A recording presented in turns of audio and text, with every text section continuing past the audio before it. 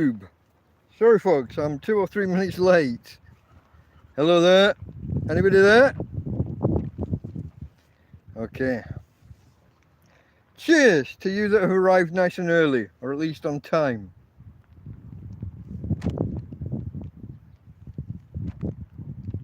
Cheers to the subscribers. If you're not a subscriber and you'd like the cheers to be for you too, the answer's easy. All you have to do is pause the video, rewind, look below and hit the subscribe button. Now play again. And when I say cheers to the subscribers, this time it'll include you, won't it?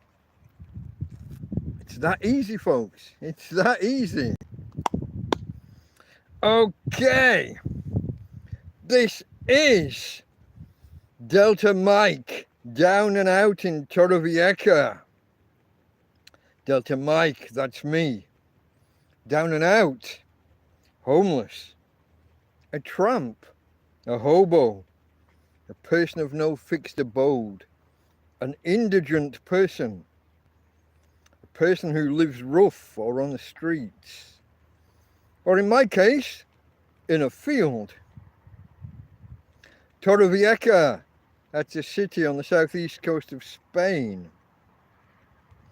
This is TrampCast, episode 35. It's Sunday, July the 4th, 2024.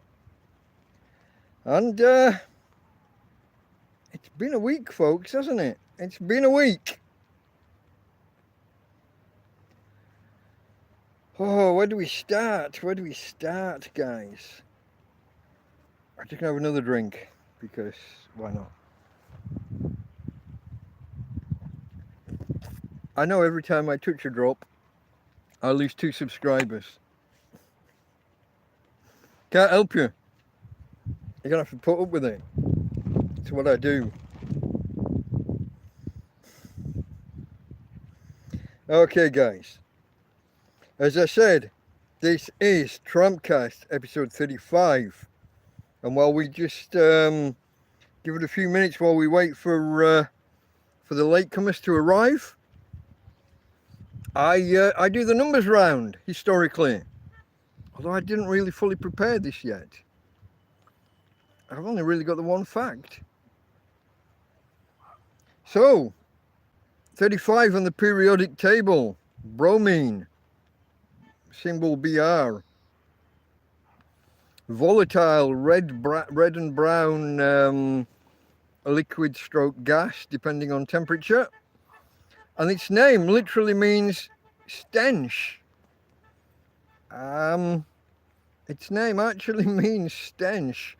So you can tell it's not a pleasant substance to be around. In its elemental form, it's very reactive, so you don't find it in its pure form in nature. It's almost always reacted with other things and formed compounds. Main uses are fire retardants, pesticides. It's used in well drilling. I think it's something that you push in to force the other stuff out. And it's also used in photography, I think. I'm not quite sure the who, how, when, where, whys. The number 35 also is a semi-prime, which means it's a product of 2 prime numbers multiplied together. In this instance, 5 and 7.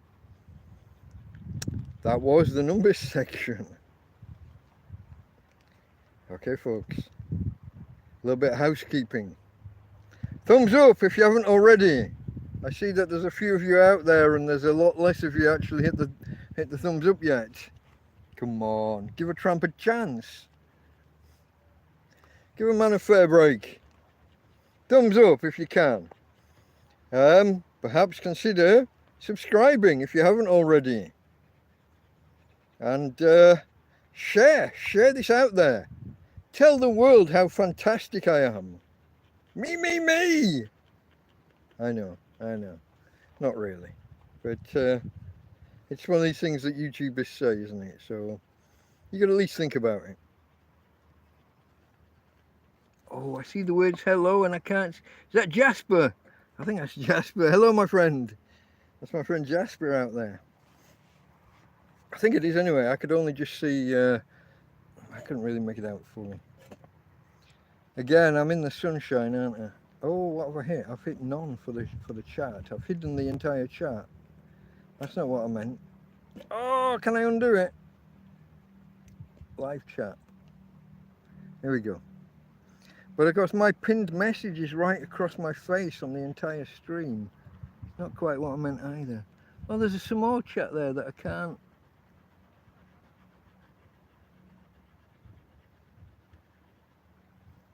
Oh, I think that's me when I said hey up folks. Oh, I don't know. Can you tell I make this shit up as I go? I'm no good at this. Okay, folks. Where did I get to? I was telling you about subscribe, share. Okay, live. If you're joining us and it's not 8 or 9 minutes past 5, or whatever the hour is where you are, you might want to check the little the wordage in the bottom left corner where it says live and there's a little dot. You want to be, if it's Sunday evening where you are, you want to be clicking that button to make sure that that you're live with us. Otherwise, you could be an hour behind and you're commenting on things that happened way back, and the chat will look crazy. Not that the chat doesn't usually look crazy. The chat and the comments, I'm going to get to that in a bit because I'm a bit annoyed with some of you. I'm going to get angry with some of you soon if things carry on the way they are. I've just banned my second person ever. I've just banned somebody from the channel. Really does go against my personal beliefs. But as I explained in recent weeks, some people are just downright malicious. Hey Tina. Hey Tina, calm down. Let's do this, folks. We haven't introduced our superstar yet, have we? Here she is. Tina. Say hello to the peoples. Tina girl.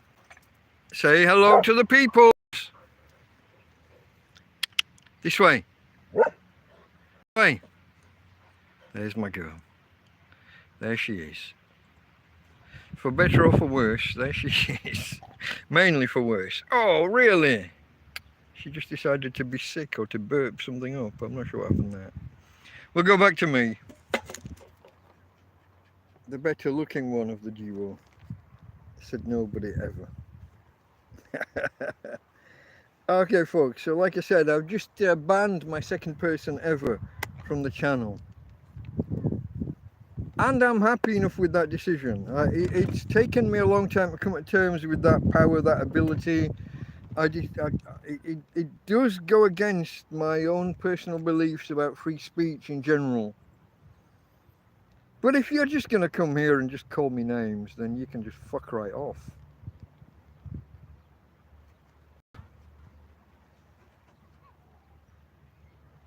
I will discuss, I will debate. You can tell me what decision I made that you think is wrong. We can do all of those things.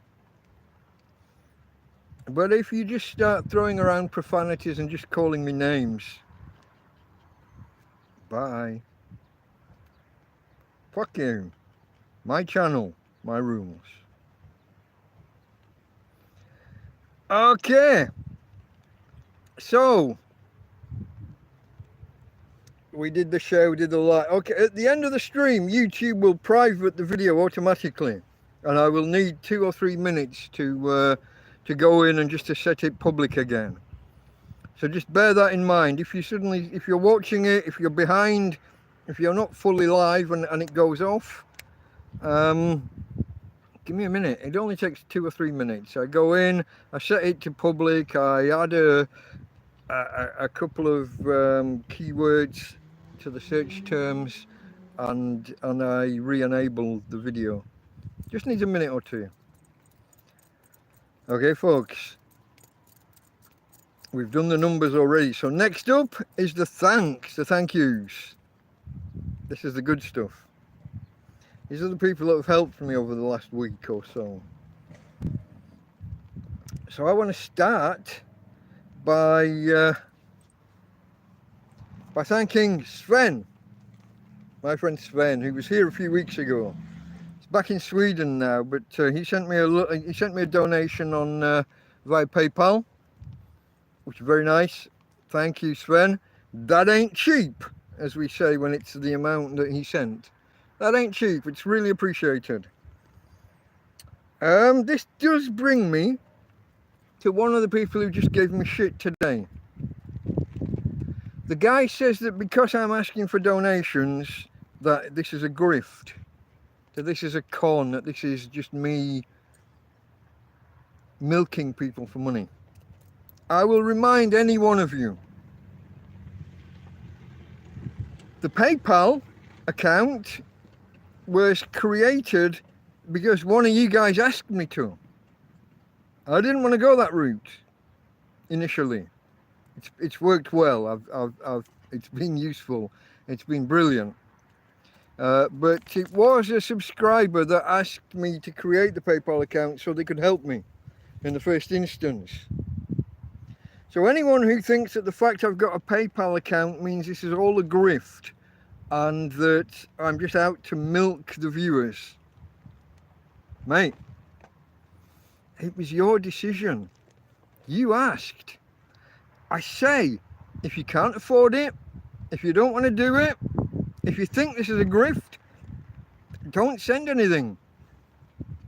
If you want to help, if you're in a position to help, and if you think I'm on the level and I need it, then please do help.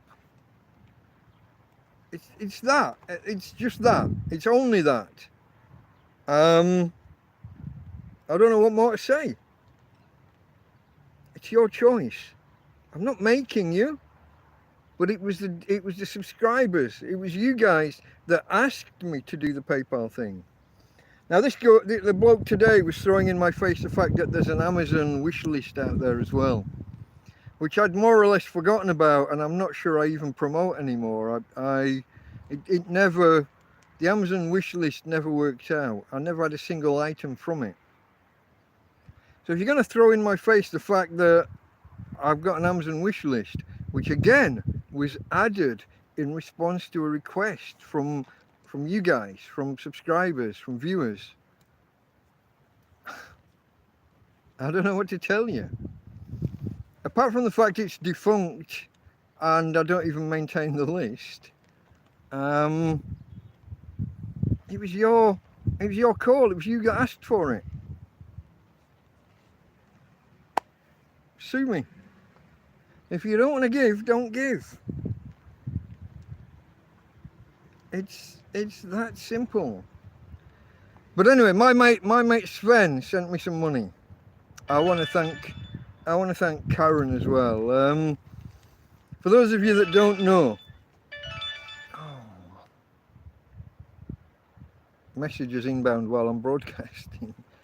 For those of you that don't know, when I do get the PayPal money, it's of very little use to me. But fortunately, there are a couple of people here. I can send the PayPal money to them, and they'll take it out of their bank and give me the real world money, the euros, the actual notes.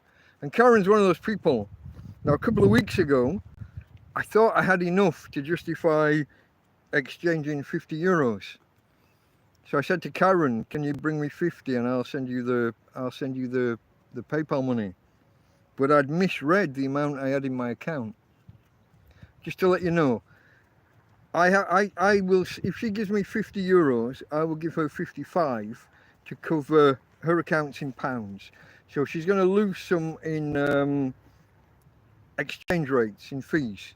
And then when she takes the money out, there's probably a fee on her end as well for taking the money out and into the bank.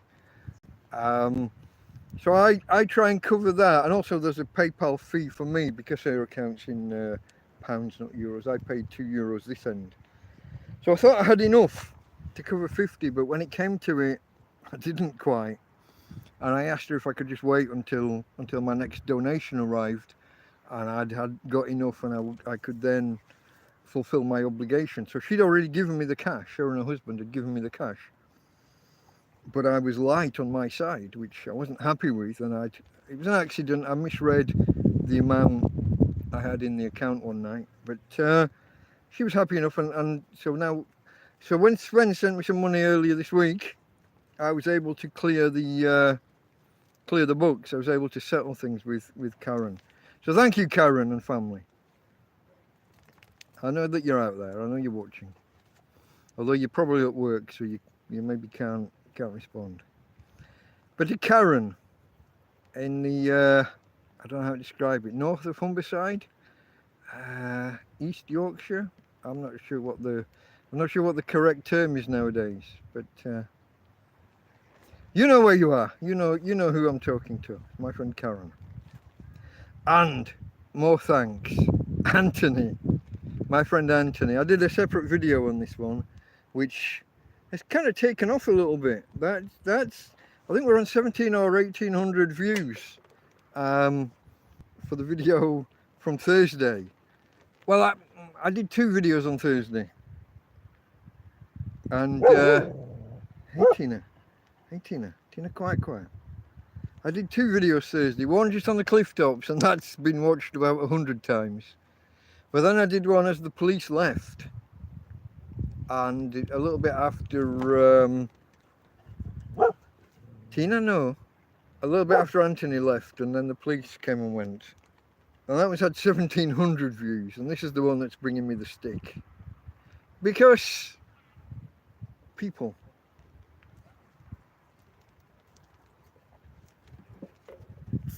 Here's the thing, folks. Here's the thing. If a video is seen by enough, to begin with, YouTube push your video out to people who are already subscribed to you. So you don't gain any new subscriptions. The people who see it have already seen your videos. But if enough people watch it, they will push it out to a wider audience. And if enough of those that they push it out to choose to watch, they'll push it to an even wider audience. And I was suddenly getting my video out in front of new people and getting new subscribers. And along with new subscribers sometimes come haters, and this is where things go a little bit septic, a little bit caustic, a little bit negative. And negative's okay. Is that Scruff Dog? Oh, I can't. I think it is. Hello, my friend. I missed you last night. I fell asleep during Clive. I woke up just after you finished. Apologies. These things happen sometimes. I blame the alcohol. And with that in mind, cheers. For anyone asking, it's red wine and Coke. And a mescla, a mixture. There is a name for it, but I never did learn it. But yeah, as I was just saying, that video this week that took off, it's been seen by a lot of people comparatively, in proportion to how my videos go.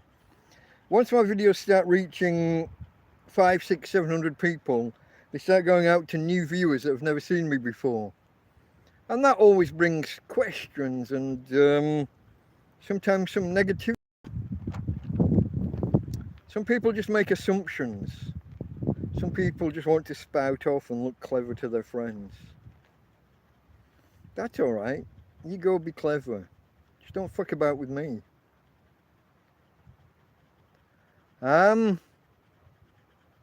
Like I said, I had some back and forth with one guy, and he's the second person ever banned from the channel now. Although he won't know it, he'll carry on posting. It's just that no one will. Oh, is that? I see the snakebite and black comment. I can't see the names. The names are more faded. I think it was Jasper. No, snakebite and black. That would be cider and blackcurrant, yeah, or cider lager and blackcurrant. This is just red wine and cola. But look at the state of the glass. The glass hasn't been washed for about 9 months. I'm a tramp. I live in a fucking field. What do you want?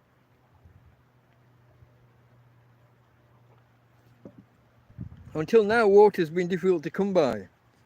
I don't waste it on washing fucking glasses. Now, the foot wash, the foot pumps at the beach are turned on again. So I can, when I'm next, I think I've got 3 empty bottles at the minute. When I've got 4 of these empty 8-litre bottles, I'll take my little pull trolley, and I'll go and get water for clothes washing and dishwashing. Maybe then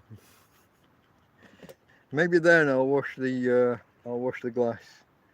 But other than that, guys, why would you wash that? It only had booze in it. It had a bit of wine and a bit of cola. There's nothing in there important enough to need washing. Where was I? Oh, my friend Anthony arriving. Yeah, that was my friend Anthony arrived. Oh, I'm watching the Guardia Civil. Are they coming visiting? They're going slow. I wonder. Just give me a minute. Oh no, they've speeded up. They're going to go past. Yeah, just confirming they've gone past. I thought I was in for another visit. So I had the Policia Local here the other day, the local police. Just after Anthony had been. Anthony came and he brought me fish and chips from Tweeties, which is, as I said in the little short I released earlier. I'm promoting them. I'm hoping that they might, maybe they'll give me a free bag of chips or something one day.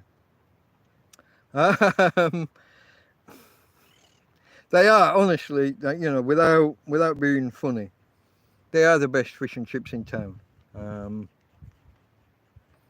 Regardless of me being on the grift and trying for I used to go there every couple of weeks, and I used to take my flatmate, Christian, that I used to live with. And the guy used to embarrass me every time. I'd have fish and chips, he'd have chips and garlic bread, and he would take the mayonnaise, and he'd go all around the whole dish, about 1 inch deep with mayo on the entire dish. Then he'd take the ketchup and he'd do that on top of the mayo, another 1 inch deep. So basically, he'd take a full tin of mayonnaise and empty it, and a full bottle of ketchup and empty it. Oh, embarrassed the shit. I used to have to leave them a big tip just to pay for the mayonnaise and the ketchup that he was using. Some people have got no manners, no idea. By all means, put a good splodge of ketchup or mayo on, but don't take a whole bottle of each on one meal. Just felt wrong. Anyway, they are the best fish and chips in town. My friend Anthony arrived the other day and he brought me fish and chips on Thursday afternoon. Traditionally it would be Friday, but he couldn't come Friday because he was leaving the country. So he came a day early and he brought fish and chips and mushy peas. That's the important part, guys. It's not fish and chips if you haven't got mushy peas. Forget curry, forget garden peas. Your peas have to be mushy. And if you're from a country that's not Britain and you don't know what mushy peas are, I'll let you go look that up. But it's like the name sounds. Think squashed peas, but a little, liquefied. Yeah, mushy peas. It's a tradition. It's a thing. It's Britain. But he brought these, but he also brought a little bit of beer because it's what men do when they visit each other, isn't it? You got to bring a guy some beer. And he brought me a 12-pack. He brought me a case of beer. Now, I don't know where you guys are living. I know, like, Scruff Dog's in Baltimore, I think, isn't it? Are you in Maryland, Scruff? Over here, a 12-pack of beer costs about €3.50 if it's a no-name, no-brand supermarket's own thing. You might pay up to €5 or €6 for a 12-pack of a name brand. But These were known, he brought me name brand. I normally buy Steinberg, which is the supermarket's cheapest, for €3.50. He bought me the good stuff, €5 or €6. Maybe a little bit more, I'm not sure, maybe 7 at the outside. But that was nice. And they were cold when he got here. When you live in a field, guys, you appreciate a cold beer, a cold drink of any type, even cold water. Cold is good. It's Spain. Like right now, must be 30 degrees Celsius. Let me do the maths. Times by 1.8, so double it and knock off 10%. 60, 56, add 32, 88, somewhere around 90. I think 30 is about 90 in your old units. Fahrenheit. So yeah, it's and inside the tent's even warmer because it's like a greenhouse, isn't it? You've got the heat on it all day. It's an enclosed space. Gets warm in there. Okay, where am I? All I'm doing is talking about Anthony coming to me on Thursday, just after the police, which, yeah, that video's doing okay, but it's causing me some grief with some of you. The newer ones, the new guys. Some of you are you're a little bit up yourselves, guys, and I'm not having it. I will snap back. Fuck you. Where appropriate. Okay, and then yesterday, so this is still the thank you. So thank you to Anthony and his family. And then yesterday, a lady called Susan, she's been in touch with me this week, and she's been inquiring about how she could get some stuff to me, how she could buy, or she tried apparently to send me some money via PayPal, and it wouldn't go through. So she asked if there was a possibility of placing an order with the supermarket and having it delivered to me. And it's something I haven't tried since I've been in this field. I used to have food delivered to me in the before times when I was renting an apartment. I used to have Carrefour delivered to me, and I used to take PayPal. But she asked if we couldn't work something out, if she couldn't place an order, not tell me what's in it, but if she could place an order and give me a delivery date and time, and we agreed she'd have it delivered to the petrol station, the gasoline area at the top of the road. So she's put that order through, and I'm going to go there tomorrow evening, I think it is 8 o'clock, and take delivery. So that's nice. Thank you, Susan. And then today I had Adela, my Spanish friend, Adela, who didn't know that she knew me. That's interesting. But yeah, we reconnected, and Adela came and just brought me a big tub of Russian salad and some bread. So Russian salad, that's like a potato mayonnaise-y, salady thing. So yeah, and she brought on dog treats, because everybody brings dog treats. No more dog treats, folks, for fuck's sake. My dogs are going to be so fat, it's unreal. Alright, that's the thank yous for this week. Episode 035 of TrampCast. Thank you to all of my friends who've helped, directly, indirectly. If you subscribe, if you share it out there, if you tell anybody, if you have your own YouTube channel and you do your own videos.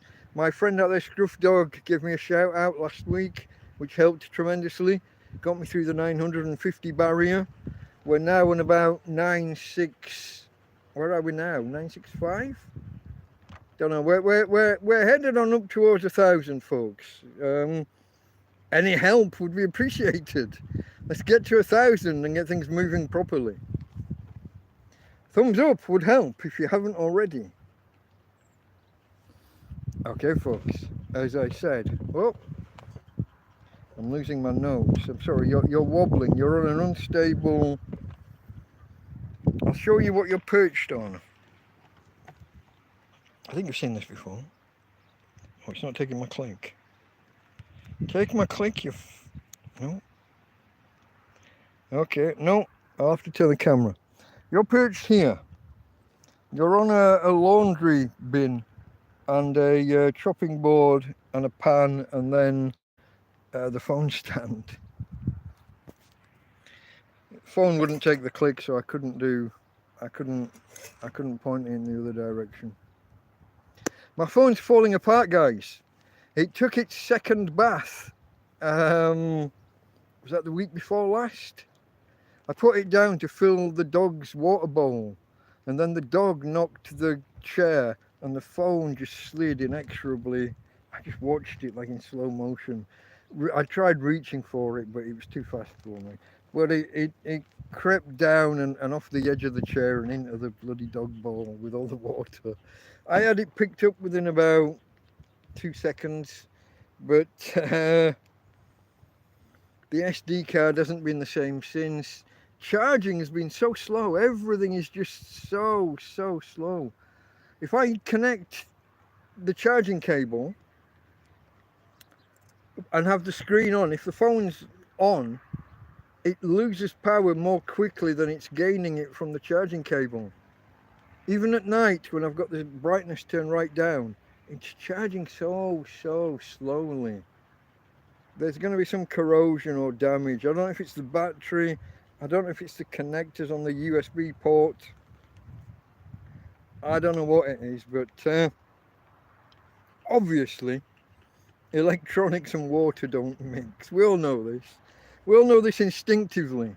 When I watched it sliding down the fucking chair towards the bowl, I was so angry. I was so angry. I shouted at my doggy darling over there.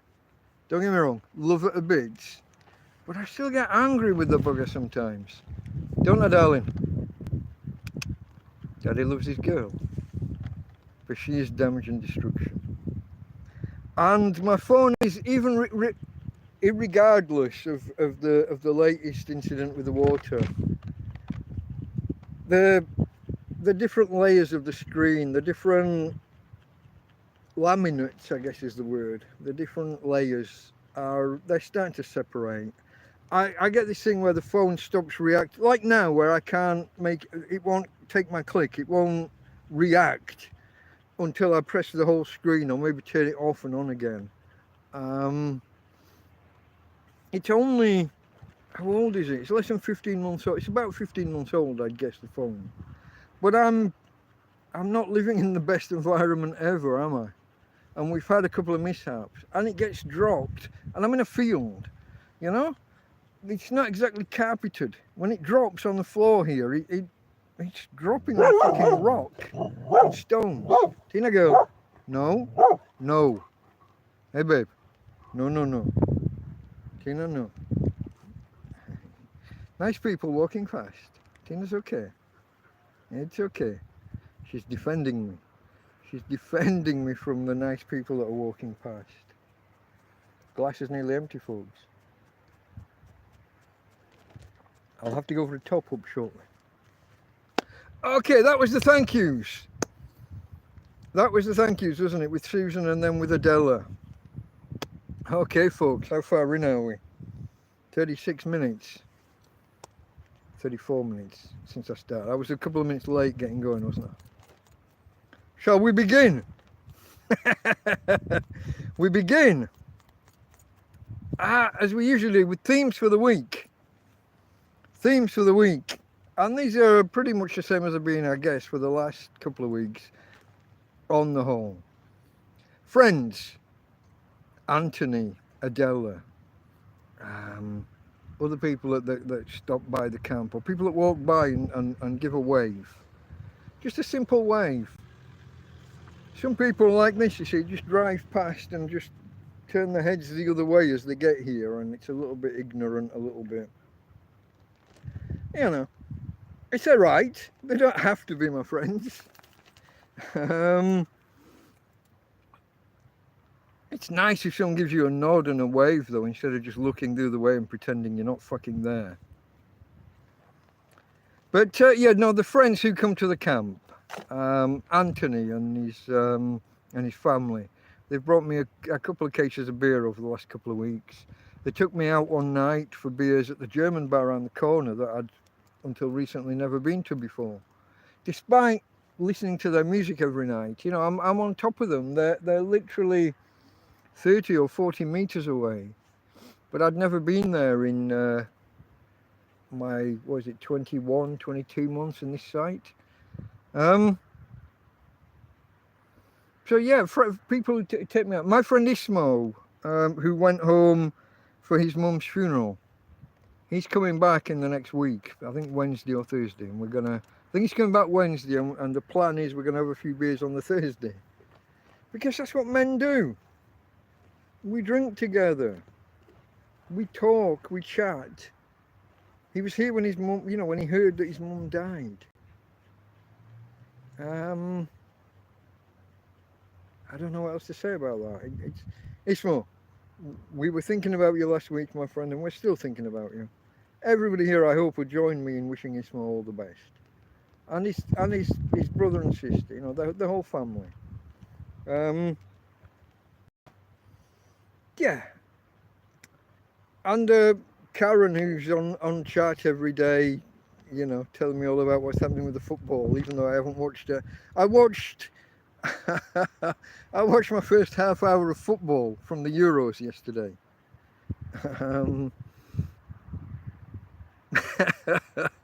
It's been on for 3 weeks. I just watched my first half hour. What can you say? But this is it, guys. Yeah, Anthony came round and brought beers on the Thursday, and he's gone home now. His family are still here for another day or two, but they'll be joining him back at home any day now. So that, just knowing that there are people, that there's support, that there are people wishing me the best. And this goes on to some of the other themes for the week, folks, because not everybody's quite so positive. I have my haters, my detractors, as Eric July or Derek July. There's some lore there that I'm not getting into. If you don't know the story, you don't know. If you know, you know. But my detractors, yeah. Fuck you.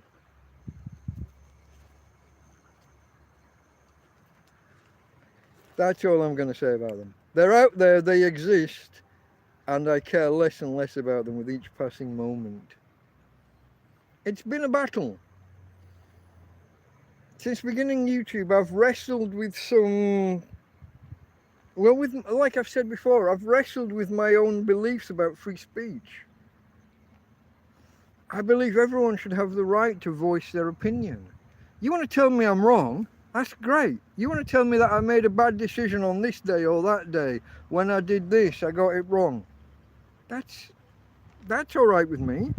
I'll debate it. I'll tell you why I believe you're wrong, or why you might be right. I've made mistakes. I make no bones about that.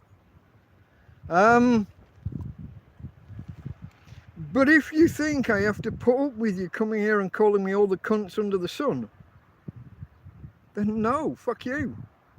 I will ban your ass. And there's different ways of doing it. Are we back? Hello, YouTube. I was just saying about how people will carry on talking to the world thinking that they're being heard and that they won't. And YouTube cut out on me, so nobody heard me. There's some irony in there somewhere. There's irony in there somewhere if you look for it closely enough. Okay, guys. The themes for the week, the trolls. The trolls are a definite, yeah. Listen, you want to be a troll? You want to come fuck with me? I'm the Billy Goat Gruff. I will knock you off this fucking bridge and into the water, and you go live under the fucking bridge where you belong. You want to come and troll here? It's not going to work. Okay, guys. Here endeth the lecture. You've heard it, if you've been here a while, you'll have heard it all before. Me being the big hard man line, I know. If anyone wants to come try me in real life, I'm open to it. Tell me what rules you want to go with. Personally, I lean towards the Marquis of Queensberry. Okay. Let's get back on track. TrampCast, episode 35. Let's begin with the week proper. And we begin, as we often do, with the Sunday where we left off after last week's episode. Last week's TrampCast was the shortest on record. Possible exception would be episode 7, where we got cut off and I couldn't get back up and running. I'm not sure how long that one was, but last week's we actually ended properly. I just ran through it. We were gone in like 35 minutes, done, dusted. I see at the minute we're on 41.5 minutes, so you don't go away that short. I'm only just beginning, and we're already on 40 odd minutes. It was a short episode, and to be honest, I can't tell you why. It wasn't deliberate. I guess it had been a fairly quiet week and there'd just not been that much to talk about. But, yeah, we were just done and dusted. And it was just that quick. Don't know. Did you prefer the short version? What are people's... I guess it's a question, isn't it? Do you prefer me to rabbit on a bit and you only watch the 15 or 20 minutes and maybe you come back later and grab another bit later? Did you prefer the shorter episode? We could maybe aim to go shorter if that's what people prefer. I don't know. I'll leave it up to you, either in the chat or in the comments. Let me know your thoughts. I obviously like the sound of my own voice and I like talking to you. And I like playing it back and listening to me. I know that's a little bit vain, a little bit... I don't know what to tell you. I do enjoy watching it back the same night. And watching it back the same night's a bit of a problem because the chat hasn't been processed and isn't available on the rewatch. Not until mid-morning the next day. So I don't know. I think I maybe last week also kind of had half in mind that England were going to be playing at 6 o'clock, which was, an hour after I started, or just after I finished. So there was football in the air as well. Soccer, association football, if you must. Maybe subconsciously, maybe that was there in my mind. I don't know. It wasn't top of mind. It wasn't at the forefront of my mind. But who knows how these things work? It's possible that I had that in mind.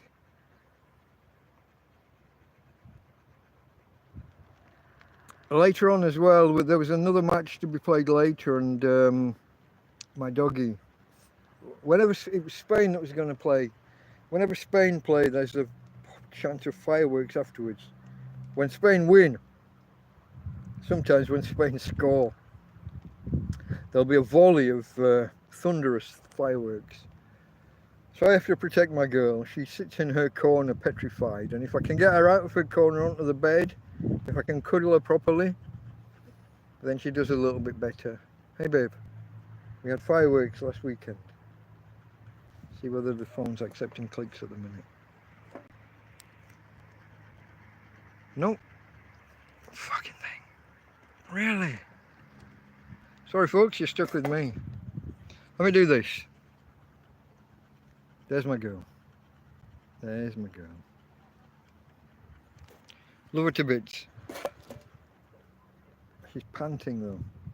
I can hear her over the top of the other noises, the ambient sound. Okay, so that was Sunday night. Monday morning. I woke up and it was boiling inside the tent. I mean boiling, like stifling. Usually somewhere between 6 and 7 in the morning, or maybe even 5 and 7 in the morning, I'll open the 2 doors on the tent to let the air start blowing through, create a through draft. But if I fall asleep at the wrong time, if I've been awake all night and then I fall asleep at the wrong time, I can wake up too late and it's already boiling inside. So that was Monday morning. At 8:30, I put the solar panel out, but by 8:30, the sun's already been on the cool box over here for like an hour and a half. It's me screwing up, not being prepared, not being ready early enough. And because of that, I've actually lost some food this week. I had 2.5 peppers, bell peppers, capsicums that have gone bad in the cool box, in the fridge box, and I blame myself for not having it cold enough often enough. I haven't been running it enough, trying to save the energy or trying to do the cooking with the slow cooker, or like I just mentioned, just not getting up early enough and putting the solar panel and things out, leaving the box out in the sun rather than shaded. I take responsibility. I messed up, so I've lost some food because of that, and I think I lost some milk as well, but I haven't opened it yet to find out, but I'm fairly sure it's going to come bad. Yeah. What can you say? So, like I said, I've had some veg and things go off in that bag, and I went shopping Monday afternoon or early Monday evening, and I took a bag with me, and when I opened the bag out, it stunk. Now where this bag had been, it had had a mesh, a net bag of potatoes on it inside the tent. I think I've had a potato or two go bad as well inside the tent. And you know, when potatoes go bad, they kind of mush, they ooze. And I think what I've done is I've picked this bag up and I've just kind of folded it and put it in my pocket and gone off to the supermarket. And when I've unfurled the bag in the supermarket, Jesus, it stank. Not good. I'm losing food inside the fridge box, inside the tent, just in general. It's summer, folks, it's summer. It's not too easy to keep things fresh. Not when it's hitting 40, sometimes nearly 50 degrees in parts of the tent. That would mainly be higher up. It's a good 10 degrees or more cooler lower down, but still not cool. You know, it's still warm in there. It's still warm. Yeah. So yeah, Monday, this was the one where I went to bed nice and early, but I woke up nice and early. I thought I'd had a full night's sleep and it's still only 2 AM, Monday night into Tuesday morning. You ever done that? You wake up and you're feeling kind of fully refreshed, like you've had a full night's sleep, but it's still last night.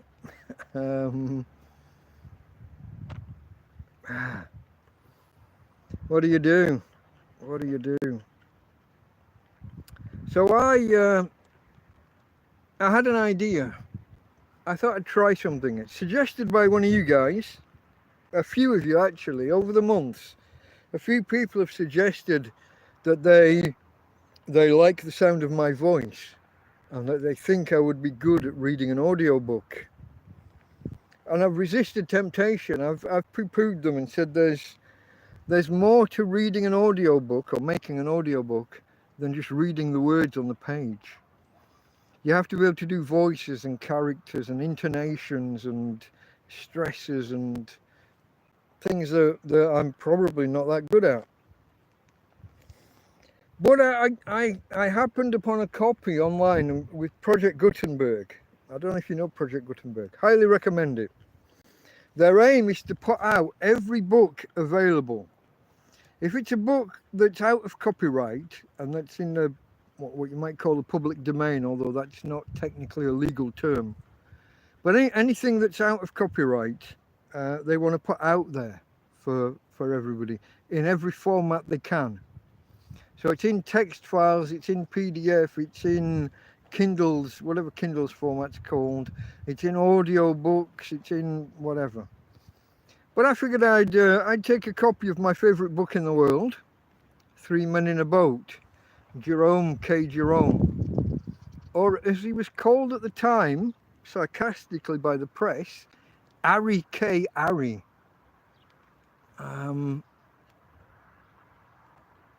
Not sure why they picked Harry or Harry, but he wrote in a style that was untypical of the time.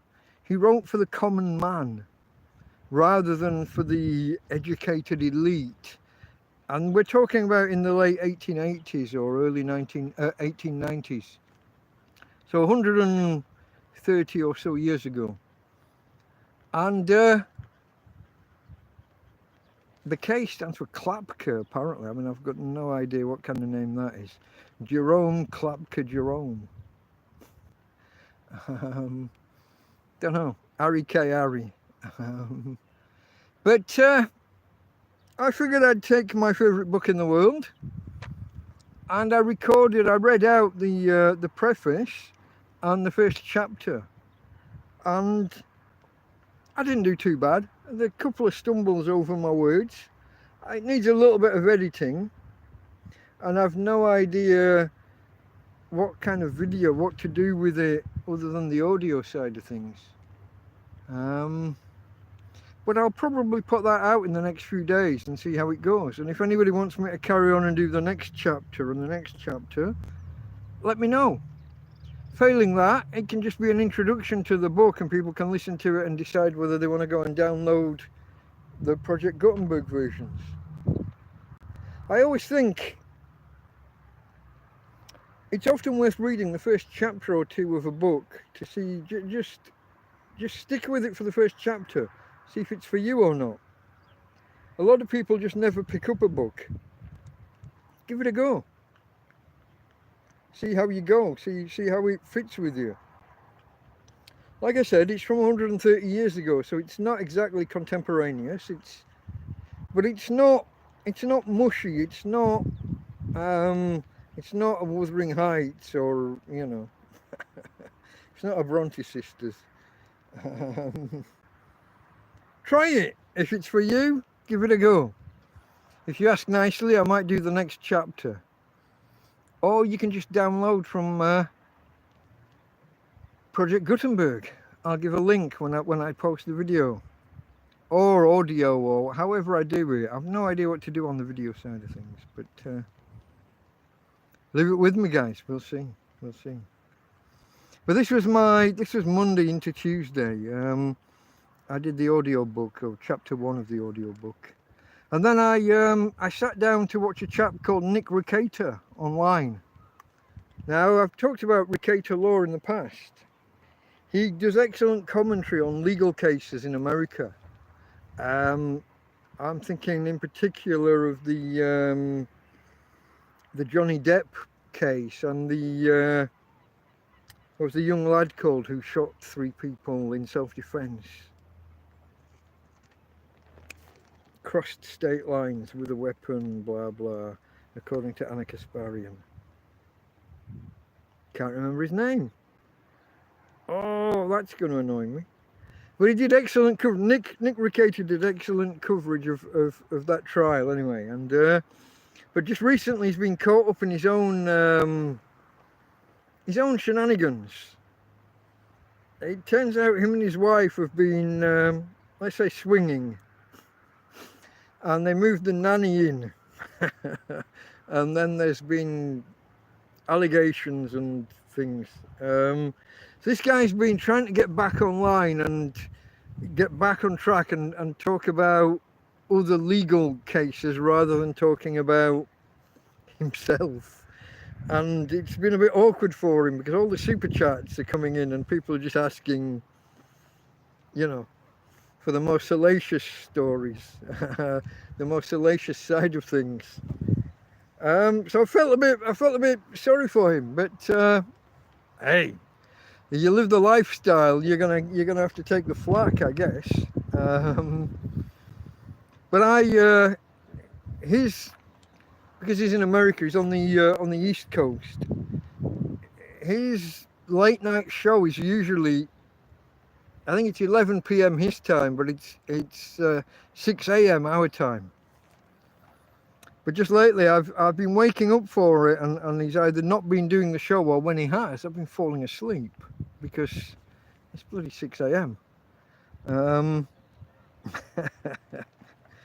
Yeah. So there's a lot of salacious gossip, and he's trying to just get back online and talk about the issues of the day, and like President Trump and some of the court cases and the legal decisions with the Supreme Court and things are going on in America. But everybody just wants to drag him back to his own more salacious, I guess more entertaining side of life. Love you, Nick. Love you, Mr. Ricator. Ricator Law, anybody. If you can see past the more recent shenanigans, and I hope he gets back on track. I hope he gets back on his feet. He's got a few legal issues of his own. Cocaine will do that, so I'm told. I got no knowledge. I drink alcohol. That's my one vote. I've never even smoked a cigarette. Never done marijuana. Certainly never done cocaine. Threw a man down the stairs once that offered me heroin. Not having any of that shit. Just fuck off. But I hope Nick can get back on track and get back to just more normal streaming, because he's very, very entertaining when he's doing his thing, when he's on topic and on track. Far better at this than me. To give you some idea, folks, super chats where people send, you're able to chat here and send messages. And you can actually pay and send a super chat, a paid chat, which gets more notice, gets more attention. I can't see because my screen's not reacting to my touch. But this guy was like the top. He was the guy getting the most super chats per day or per week on YouTube. It's like YouTube's highest paid performer. I don't know what the word would be. YouTube's top YouTuber, I guess. So I hope he can get back to, because obviously he has a lifestyle that is such that he needs that income. It's part of what him and his children, his family, it's what they rely on. And while ever there's this other distraction going on, he's not able to provide in the same way. So I hope he gets free and clear and gets back on the horse, as it were. So yeah, where are we?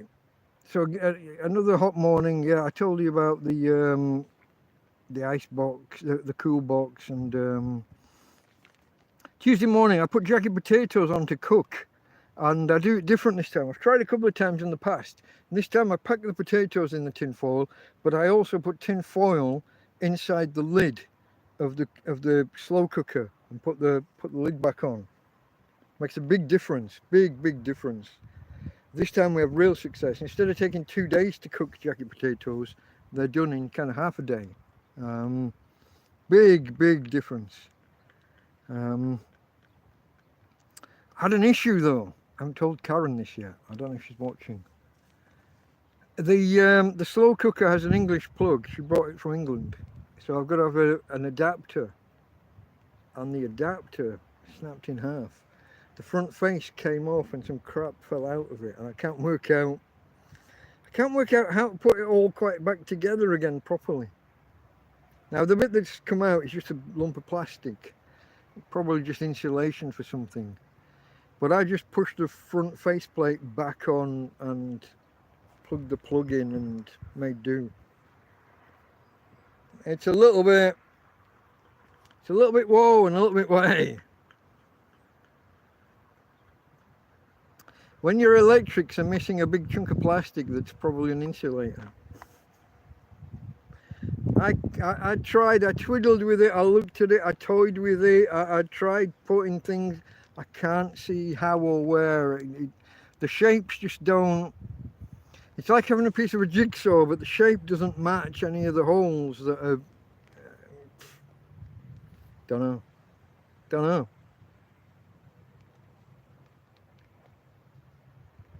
But the potatoes cooked. Yeah, no, the potatoes cooked, and I had them with butter and with like a cottage cheese that oh, I can't remember the guy's name. If you watched last week's program, I say thank you to the I think it was Polish. His name had K's in it, but I can't remember. Christoph. That's right, the cottage cheese that Christoph left, the butter and the cottage cheese that Christoph left. I got there in the end, folks, look. I got there in the end. So yeah, we did that, and that's how I had my potatoes on Tuesday night. So, into Wednesday morning, folks. And the forecast is that Wednesday, I'd been warm as hell all day Tuesday. But on Wednesday morning, the forecast said, hey, it's going to be 4 degrees warmer than yesterday. And these are real degrees, folks, none of your Fahrenheit rubbish. These are 4 degrees Celsius. That's proper heat, proper units of measure. These have proper warmth behind them. So it's going to get warm. What do you do? I've been laying in a tent trying to stay cool and trying to stay out of the heat, but then you hear it's just going to get proper hot. So I planned to get out for the day, pack a backpack, yeah, and head off out. Take the monster with me. Hey Tina, she's not looking. There she is. I figured I'd take the monster with me and we'd take a walk out. So the EcoFlow was on 55% in the morning, so 55% battery charged. But we ran the, as the sun was coming up, I had the cool box on, trying to get the temperature inside the box down. Ran it for a couple of hours, and like I said, this is before the sun's properly up, so we ran the battery down to about 30%. But as the sun came up and I got the solar panel out and in the sun, tried to get the battery charged and cook another set of potatoes just like the day before. So that's what we did. Got them all wrapped up, put inside, foil over the top again. EcoFlow as charged as we could. Put the panel on top of the cool box so that when the sun's up high, it's directly over and shining down. So the cool box is in the shade, and all the heat has been taken by the solar panel. And off we plodded, me and my doggy friend here. We went over, down the cliff, along the beach, and up some stairs the other side, down and around, and we went and we sat on the cliff tops. And I thought about doing a live stream. I thought I'd treat you to my dulcet tones live. But when I got there, I didn't have anything. It was just a quiet afternoon. There wasn't much to say or do. So no, we just sat there, and I started to read a book that I'd started in the past and I'd enjoyed. I'd read the first couple of chapters in the past, and I remember finding it hilarious and really enjoying it. Tina, no. Hey, no. Tina, no. So I restarted this book from the beginning, a book that I'd remembered really enjoying. It was crap. I just didn't... can't explain what changed. I mean, not the words on the page. The only thing that can have changed is me. Maybe it was my mood. Maybe it's just the fact that I'd read it already previously. It just didn't click with me. It just wasn't a thing. It just did not gel. So I read the first couple of chapters and I binned it off. I'm just not going back to it. Sorry, Damien. It's a book that Damien gave me, what, a year ago, 15 months ago, whenever that was. But I don't know what happened, my friend. First time I read it, I loved it. This time, it just didn't work for me. But we had a few hours out. Like I said, I read this book. I had the dog with me. We came back. I'd left the slow cooker on with the potatoes going, and that should be safe enough. You know, it's designed for being left unattended. That's what slow cookers are kind of for. I felt a little bit guilty, but yeah, it's part of the process. It's what they're for. So I got back and yeah, the potatoes were cooked beautifully, but I needed to go shopping to buy a few bits. I needed some washing up liquid, and I bought some. I didn't know I needed these when I went out, but I bought some pan scrubs while I was out, dish scourers. There was something else as well. There was a third thing. Anyway, I got these things while I was out, and I got bread. I bought baguettes. So when I got back, I just ate some of the fresh baguettes. I didn't bother with the potatoes until the next day. So they just sat there. So that's Wednesday night into Thursday morning. And Thursday, with my American friends, that's your 4th of July. That's when we let you go. I'm an Englishman. We don't celebrate the 4th of July.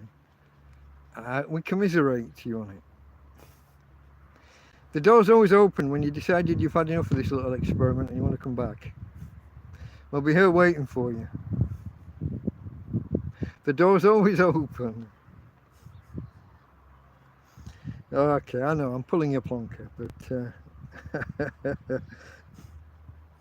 So I went off on Thursday morning. I went off and I made a little video on the cliff tops. Yeah, I think I released that video not long after noon. It was about noon, I think, when I videoed it, and I released it. And in the afternoon, a car pulls up outside while I'm in the bedroom, and we've talked about this already. 2 cars within 1 hour pull up and didn't keep going, and it's a bad sign for me. It's a danger sign. It's usually something bad when a car pulls up outside here, and there's a little track. I can't, because the phone's not taking my clicks. No, still not taking them. I'll do the thing though. You see here, there's a little track. I don't know if you can see. About 5 or 6, maybe 8 meters. Maybe 8 meters from where I'm sat. There's a little dirt track. And there's houses at the end, so people will come down. But if ever a car comes down and stops here, it's usually the police coming to give me grief. So there I am lying in bed, on bed, not in bed, but lying on the bed. I'm in a tent. The bed is it's the main space available to me. You know, I don't have to be in bed to be on the bed. It's low down. I used to have a bed off the ground. Now I'm on the ground because it's cooler there in summer. The air's cooler, the extra foot down. So there I am, and the car pulls up outside, and I think, oh, fuck, here we go again. And I come out, and it's not them. It's my friend Anthony, and he's brought me the fish and chips that we discussed earlier, and a case of beer, 12-pack of beer. Like I said, I don't know about where you're from, folks. I know in the UK now, a can of beer is roughly £1. Pound, euro, dollar, they're all worth about the same within spitting distance of each other. In the UK, if you got an off license, you're going to pay over £1 a can. Here, you get a can of beer for as low as 30 cents. A 12-pack for £3.5 euros. But Anthony's brought a proper brand. I think it was Amstel this time. Which are maybe 50 or 60 cents a can. So he bought 12 of them. So it's a good 7 or 8 euros worth. But he's brought fish and chips. And he's come unannounced. He hasn't told me he's coming. And I'd eaten a jacket potato a couple of hours earlier. But, you know, I struggled on manfully. I soldiered on and managed to eat the fish and chips from Tweety's, as I've discussed. Probably the best fish and chips in town. Yes, Tweety's, I'm on the grift. Everybody, go to Tweety's. Go and get fish and chips. When you go there, put an extra euro or two behind the counter and tell them it's for the Tramp. And if enough of you do it, maybe once a month or so, they'll find their way clear to giving me a bag of chips or maybe fish and chips. I got to work this grift somehow, folks. Come on. I got to work an angle.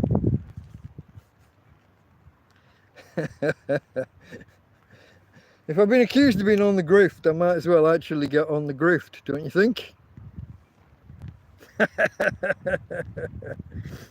Anyway, Anthony comes and brings me fish and chips. Anthony leaves, and he leaves them with a case of beer, and I put it away.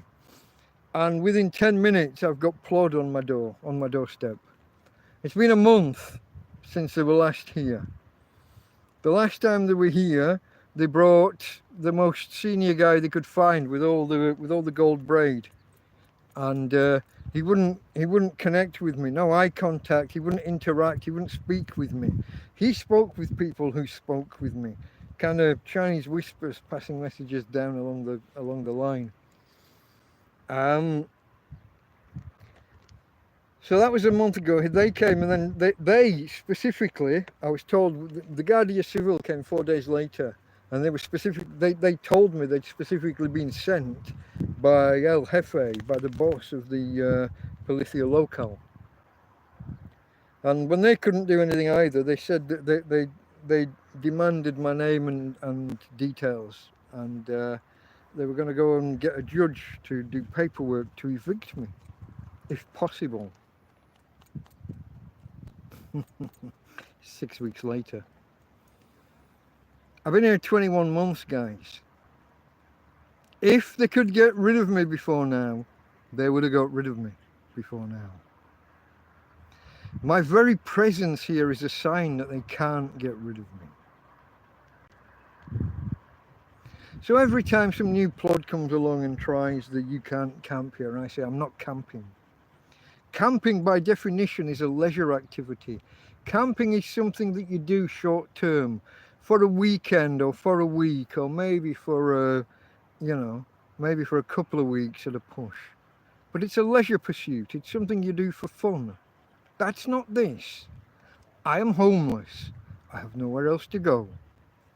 You guys helped me pay for this tent.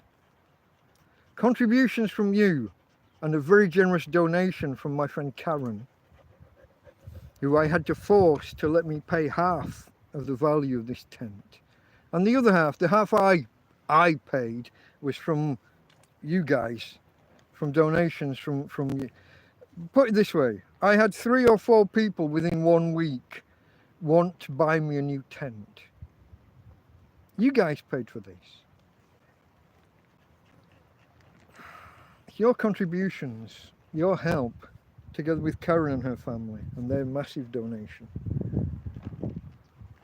But it's not a fun pursuit. It's not a leisure activity. This isn't something I'm just doing to be awkward, to be a cunt. It's not something I'm doing just for fun. I'm not camping. I lived in this field for 3 months with no roof over my head. Just a bedroll, a rubber like a yoga mat, and a mattress from a sunbed, and 2 picnic blankets and 3 towels. And for a pillow I had my holdall. 3 months of that before I got a tarpaulin, and then put 6 broom handles or mop handles in the ground and made a shelter. And that shelter started to fall apart after 4 months. And that's when the channel started. 2 ladies got me the phone so they could stay in touch with me while they were away through summer. 2 Swedish ladies. Shout out to Anita and Tina for getting me the phone. Because that's where this story really starts. When I got the YouTube channel and was able to shout out to you guys. And you guys stepped up and helped. Donations of food, money, water, help in a practical sense. Mark and Jeff, who gave me the 2 little solar panels that I used for over a year until I got this bigger solar panel and the EcoFlow, which I could only afford the EcoFlow because after you guys gave me donations towards a tent, and Karen basically paid for a tent and then I paid her half, I paid her back half, I was left with money, extra money, and that's how I got the EcoFlow, to give me electricity in the middle of a field. These things all kind of snowballed. They all kind of snowballed. But it starts with kind of a reaction to the police. I think the more the police try and push me away, the more they arrive here without checking their facts first. I think the more that's annoyed other people and got you guys on my side. It's not the story for everybody. Some of you are back the blue, and I understand that. And what I will say to you is, back the blue till it happens to you. Check back a couple of weeks to when I got arrested. 6 weeks, 7 weeks, 8 weeks. And they kicked my dog. And my dog now limps both sides. Her legs are knackered from where they kicked her 18 ago. Arrested because the man from the council came and demanded papers. Papers, please! And when I said I haven't got any, he just held his hand up, clicked his fingers, and they all came running down the fucking field. My dog and the dog I was looking after got away from me. And when the cops stormed in and steamed in, they kicked the dogs.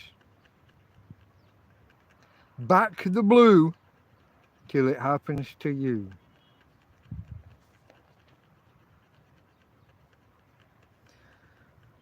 Fourth of July. You see, this is the thing, guys. Standing up for your rights sometimes is difficult. It puts you in harm's way. But sometimes you've just got to do it. You'll get called names. You'll get told you're just being a cunt. You're being this, you're being that, you're being the other. How dare you? Blah, blah. I dare. And so should you. And don't forget, when I'm telling these stories and I sound anti-police, I have saved the lives of 2 police officers in my life. How many have you saved? I've earned the right to stand there and stand in their face and tell them no. I've earned that right.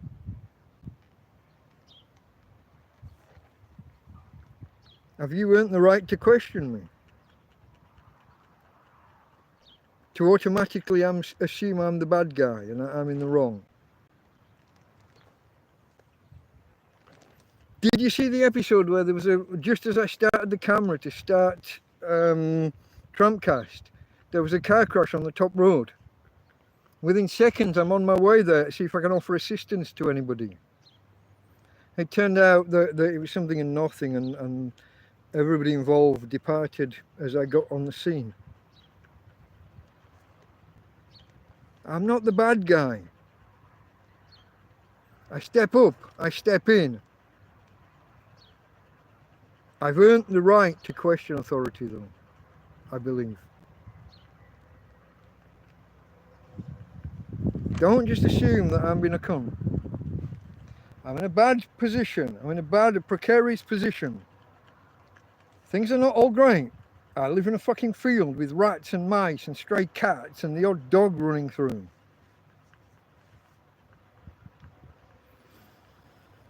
I've built up over the last few years from 2 carrier bags to a nice large tent. I had a barbecue here that was stolen by the only stolen items, the only things I've ever had taken away from me were taken away by authority, by the police. They stole my barbecue, they stole my patio furniture, my tables and chairs. They stole anything that I had outside my tent, while inviting me to come out of my tent and trying to goad me into a fight. They unpegged all of my tent and they shook my tent and behaved like tempestuous little pricks, to the point where I threatened to smack one of them. And he couldn't believe his eyes and ears when I told him I was going to come outside and slap him. I will defend my home, I told him. And I would. If he'd carried on, I would have come out and I would have smacked him.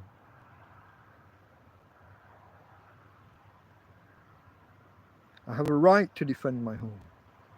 They unhooked all the tent pegs all the way around my tent. Childish little pricks.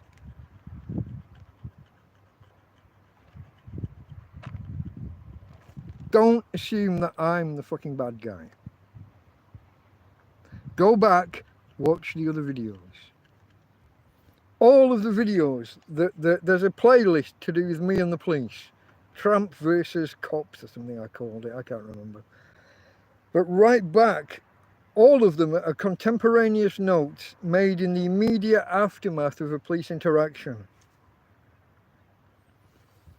They would all be admissible in court as contemporaneous notes. Me documenting an interaction in the immediate aftermath.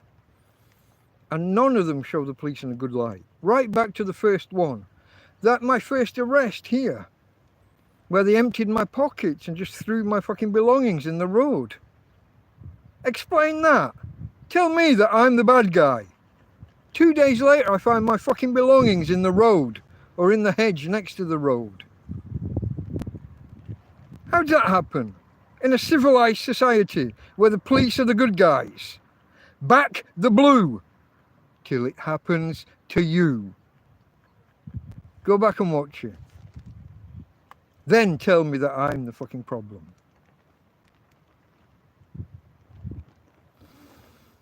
I've gone off on one, haven't I? That's a rant. Big Clive would be proud. He doesn't watch this, but Scruff Dog does.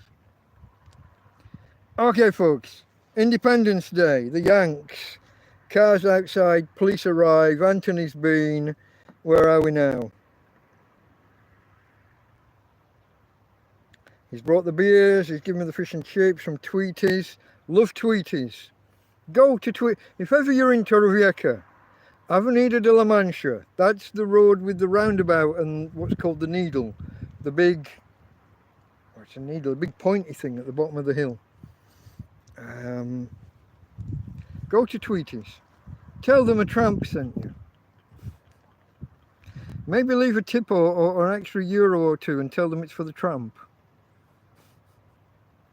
Okay, folks, where are we? Police, I'm not camping, is it yeah, this whole question of whether it's harassment, right?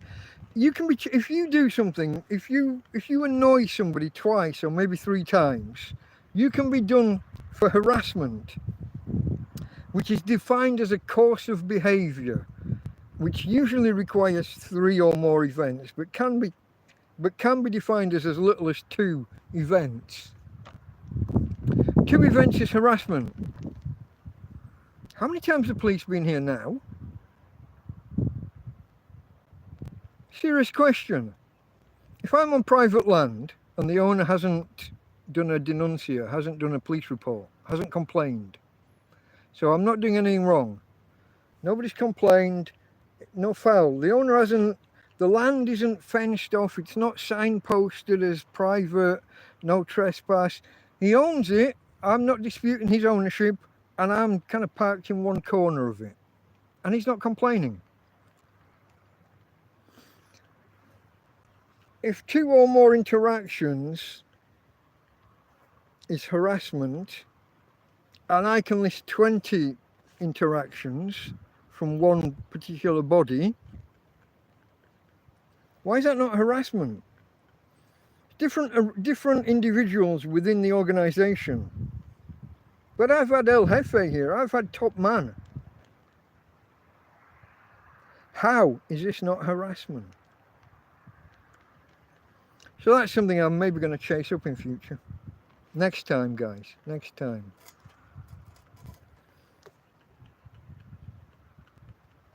So that was my Thursday. And of course, as well as being Independence Day, 4th of July, it was a general election in the UK, wasn't it? So I sat down at night to watch the results come rolling in. But if you know anything about me of late, you know that whenever I sit down to watch video, to watch anything on an evening, I'm asleep within minutes. So I saw the exit poll and I saw the first couple of results come in. You know, there was a race, usually someone in Sunderland is racing to be the first out with their results. And that was basically where I fell asleep. Thursday night into Friday morning.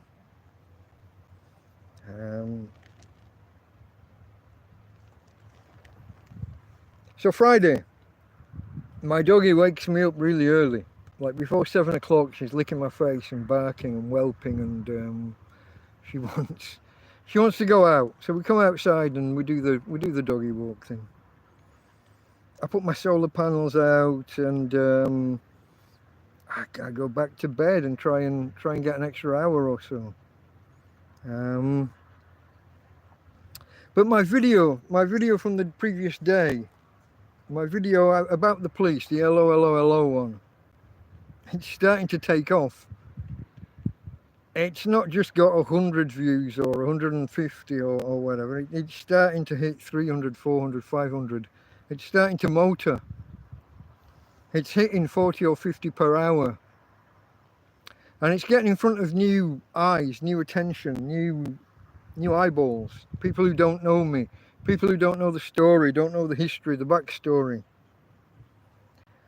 And so along with that comes the trolls, the hates, the haters, Eric July, or Derek July, as some would call him. I'm not getting into that story. But they would call them detractors, the people who are against. And I'm trying to answer them in as best way. I'm trying to be nice and point them to the videos with the backstory. I'm trying to answer them nicely. Trying to be nice and just gently suggest the story isn't what they're just assuming. I'm just trying to guide them nicely, but some of them are just downright nasty. As I've said before, it's something that I will not put up with. That is something up with which I will not put, as Mr. Churchill, a man of letters, would have once said. It's a phraseology he used in a discussion about how to phrase things. That is something up with which I will not put. He was showing you the absurdity of a particular aspect of the English language. Anyway, yeah, this is where I start arguing with people and getting a little bit caught up in shenanigans. Listen, you can disagree with me. You can tell me I made a decision that's wrong. And I have. I've made lots of them in my life. You want to point out specific ones? That's fine. But if you march straight in and start calling me a grifter, a liar, call me a piece of shit, tell me that I'm just a troublemaker and nuisance, if you're just going to march in and not listen and not ask, not seek more info, you're just gonna march in and decide that, bang, fuck this wanker, then fuck you, wanker. And I've got the ban button. You don't. My channel, my rules. I've only ever banned 2 people so far. So I reserve the right. I use it infrequently. I will discuss with you. I don't just jump in and ban straight away. I will try and point you, in particular, to TrampCast 001. It's 2.5 hours where I explain who I am, how I got here, why I'm here, how I'm here, what went wrong to put me here, why I'm still here and can't get out of being here. It's all there, it's all laid out. It'll take 2.5 hours of your time. It was my first live stream. Probably not my best live stream. But I'd been promising my subscribers for a couple of months that I would deliver all of the answers that they wanted once I had enough subscribers to allow me to go live. And that was it. It's up to you. Listen to it, don't listen to it. If you don't listen to it, and you steam in calling me names, I reserve the right to wave the ban hammer at you. Not something I'm going to do too often, but I reserve the right. My channel, my rules.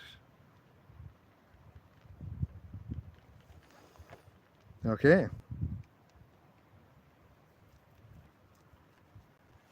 So my dog is waking me up early on the Friday, and I put the solar panels out. We're getting these negative comments as the video starts to get more popular and be seen further afield. And I noticed that I'm actually losing subscribers. Common enough thing. Every time I touch a drop, this one's empty, I'm going to go refill in a minute. Every time I touch a drop, I lose 2 subscribers. If I open a can on camera, I lose 2 subscribers. I can't help you folks. I drink.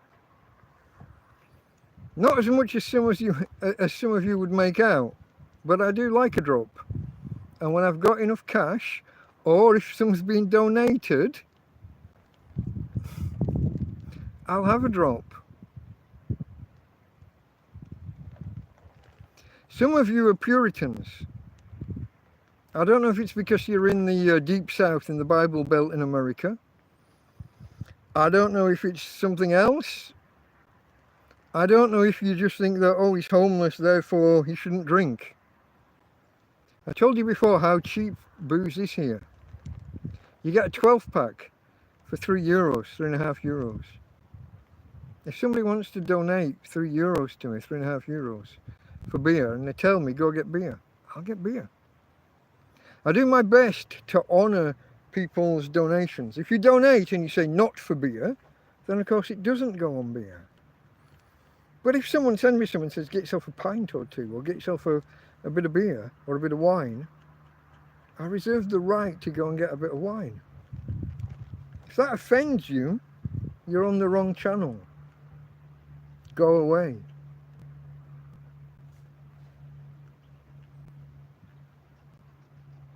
I like a drop. I'd like you to stay. I'd like you not to be offended. But I can't control it. I can't control you and your emotions and what offends you, what doesn't. With that said, folks, I am going to go and get that. I'm going to get a quick top up. Just bear with me. I will be about 30 seconds, maybe less. Oh, my legs are seized up.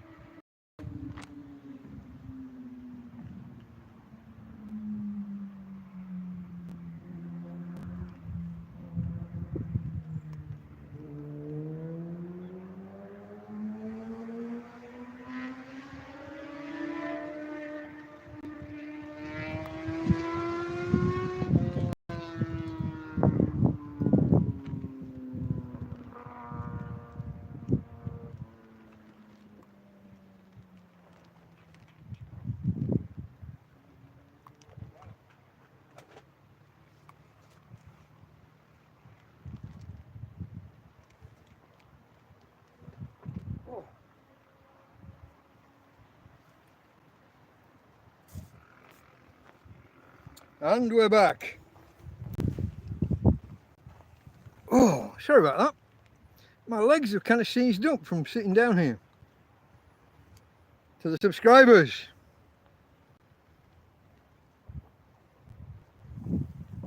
I can tell you now, my cola is positively hot. It's not just tepid, it's not just warm. My bottle of cola, it's hot. That's a little bit weird of a drink. That's a little bit... I don't believe I have the vocabulary. And we're still not taking my click look. I can't do anything with this at the minute, guys. Alright, we're on to Friday, aren't we? We're on to Friday and the video's starting to pop. The video's starting to get some attention and bring in negative comments. And people are unsubscribing. But we dropped from, I think we were on 959. And we dropped down to 955. And then we start to pick up again. So initially it goes to a wider audience and some of you unsubscribe. Or as someone suggested earlier, possibly just YouTube does it, because every now and again they do a run through and they delete a load of bot accounts and things, which can cause you to lose a few numbers. But now it starts to go out to a wider audience and to new people, and for every 100 new people it goes to, you get 1 or 2 new subscribers. So I pick up the 4 or 5 subscribers that I've lost, I get those back and another 4 or 5 on top. So we're doing all right.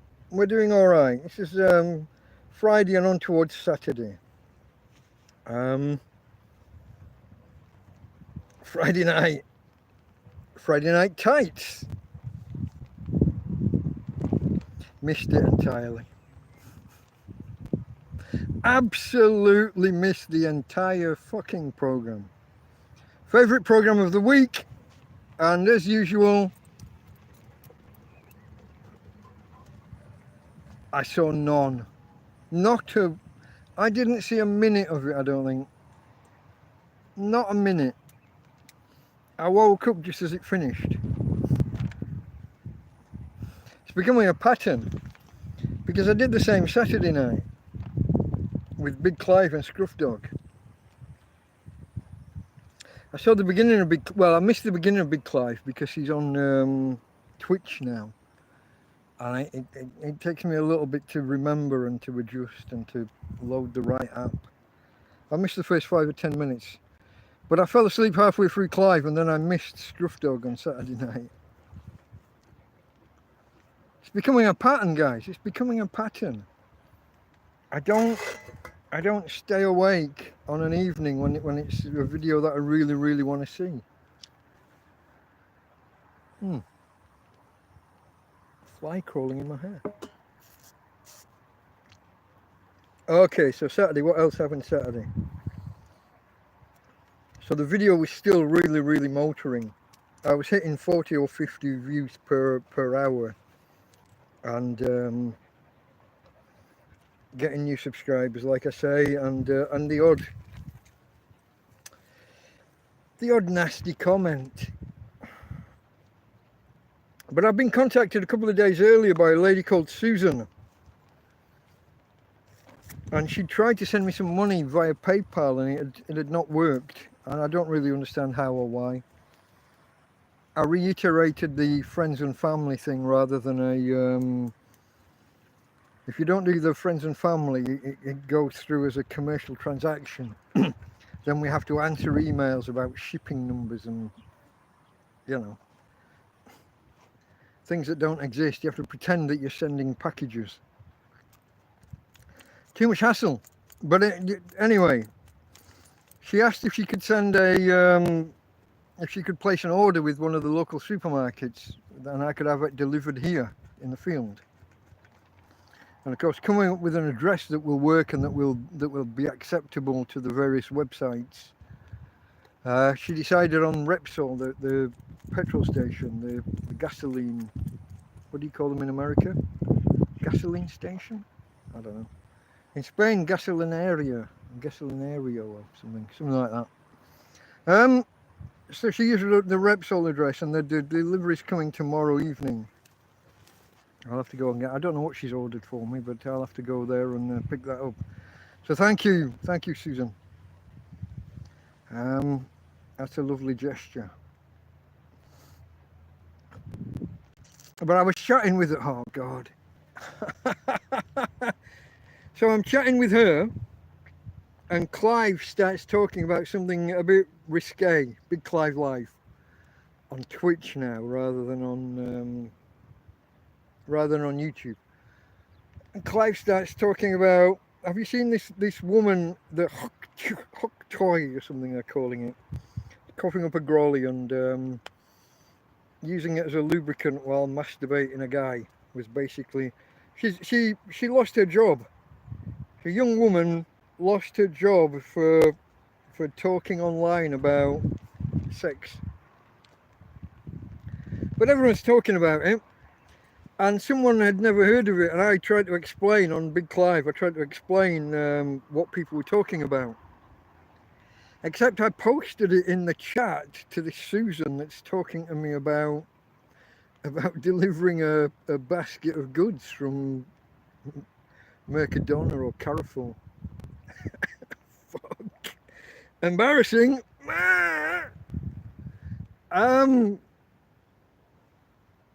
Yeah, embarrassing. I got that one wrong. I did the same today about something, posted in the entirely the wrong window, in the wrong app, to the wrong person. Uh-oh. I do without that. So anyway, yeah, I missed half of Big Clive, and I missed Scruff Dog entirely. Started to watch it on the replay, but fell asleep halfway through that as well. Sorry, Scruff Dog, if you're still out there. I will catch it. I will go back and watch it, my friend. I will, honestly.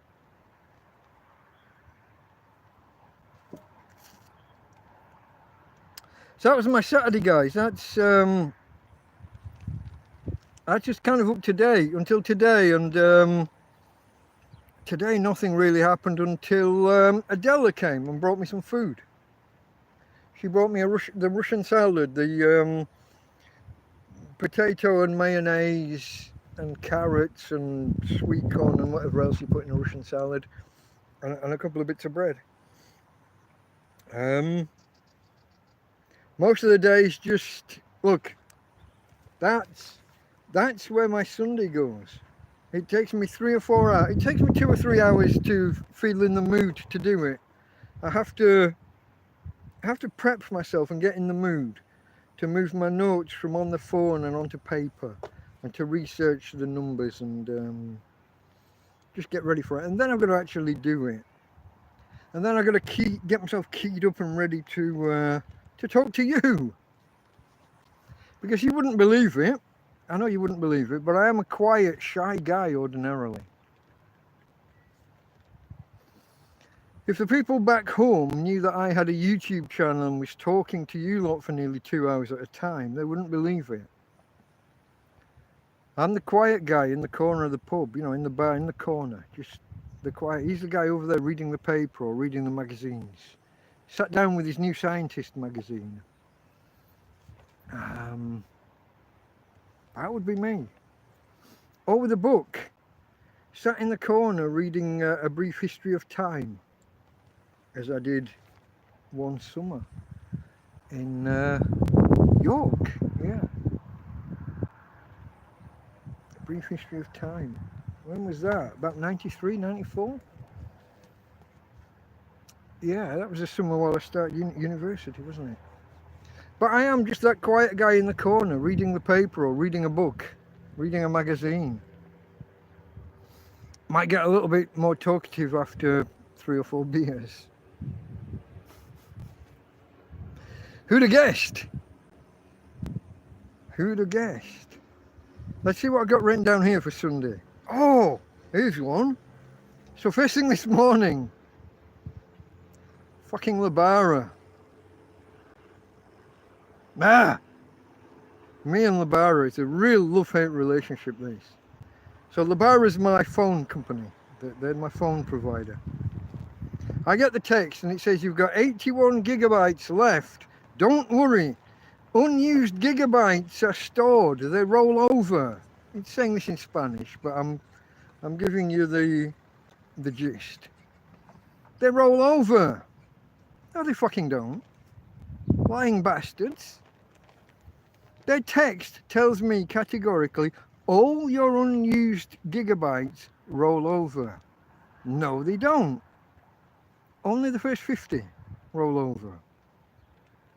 I have this conversation every month. It just annoys me that they outright lie month after month after month. If you contact them about it, they say, oh, read page 23 of the terms and conditions. Yeah, but that's not what your fucking text said this morning, is it? This morning, you sent me a text and it said, you've got 81 gigabytes left. Don't worry, unused gigabytes roll over. No, they fucking don't. Not all of them. You know it. I know it. It's just annoying that you keep lying. Tina, no. Hey, babe. Tina, no. It's okay. Tina, no. Tina. Leave the nice people alone. Hey. Hey. Woo. Hey. Tina girl. Hey. Woo. It's just a young family walking by with a baby. Tina. I think it's grandma actually. She got the baby. She's waving the baby's arm. I had to wave back. It's only polite.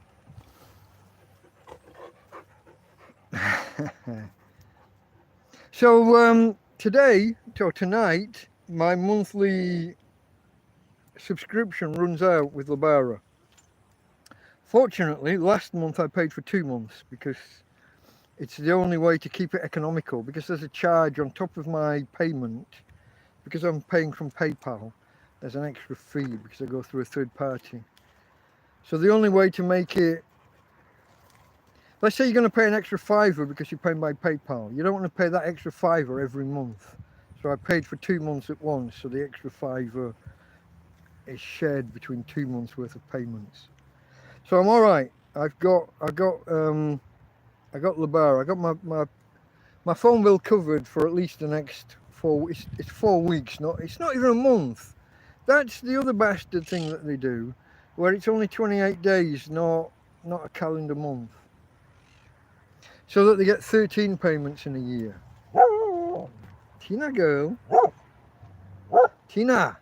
Quiet. Leave the nice people alone. Shush. Sorry folks, shouting at you. It's a little bit louder than I intended.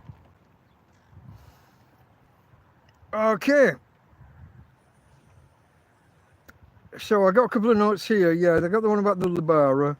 I got the one about being up. I was on 959 subscribers. We dropped down to 955 and now we're up to 963 again. Because we're getting out in front of new people. Whereas the last couple of days it's just been YouTube pointing us out in front of people who are already subscribed or already knew about us. So yeah, it's good what happens once you get in front of a new audience. You do get some subscribers.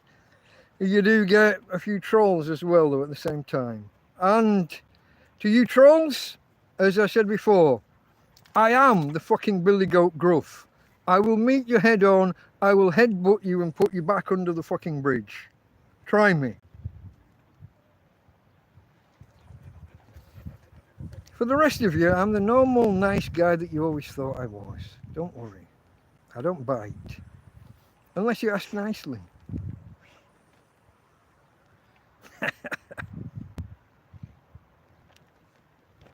Okay.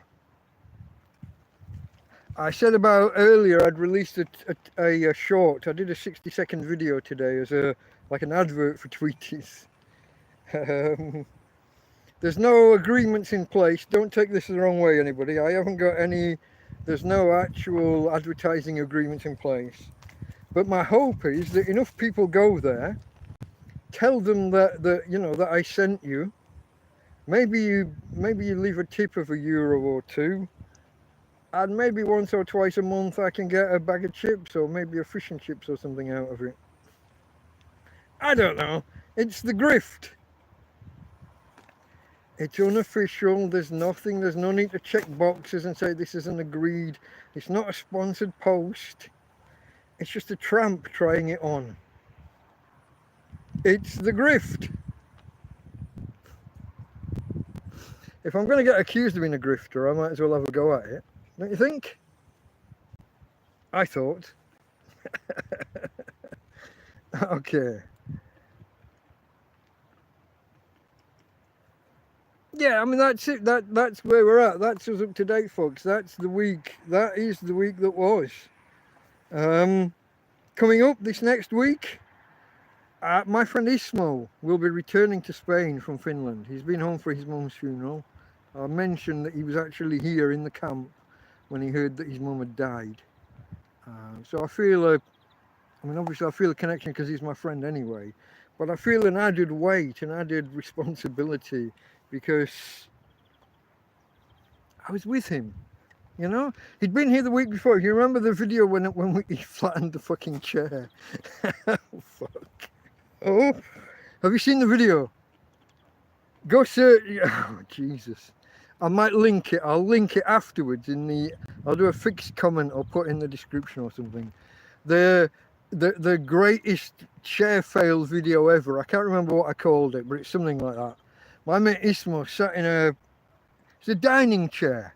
Sat right here next to me, but in the sun for 4 or 5 hours. And he's a big lad. He is a big lad. But this chair, you've never seen such a complete collapse of it. It wasn't one leg that broke or one leg that detached. Every joint in the chair came undone all at once. And you've got like an imprint of the chair on the ground. You got to see the video.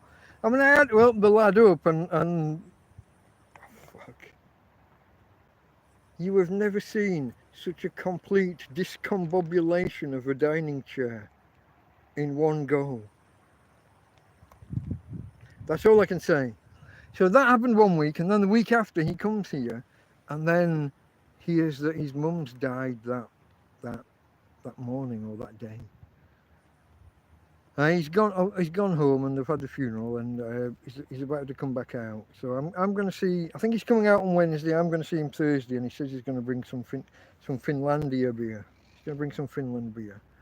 That'll be nice. I mean, seeing friends. I've said this lately about how a couple of weeks ago I felt little and lost and lonely. Karen and her family went home, and Ismo was out of the country, and I was feeling little and lost and lonely. You know, I felt like I didn't have anyone here. And then Anthony arrived, and he got off the plane Sunday night and came here at 8:30 Monday morning a couple of weeks ago. And he was kind of ever present overstates it, but his presence was felt throughout the fortnight. He's gone home now. And so I got that little and lost and lonely feeling again. But Ismo's back on Wednesday, and he's going to come here, we think, Thursday. That's the plan at the minute. So that'll be nice. That's about the only thing that I've got planned for the upcoming week, I think, apart from the food delivery from Susan Monday night. That's my week planned so far, guys. So with that, where are we? We're on 154. Can I fill another 5 minutes and make it to 2 hours? I'm not sure. If I could get the chat to pop up, maybe now that the screen's cooler and the sun's gone in.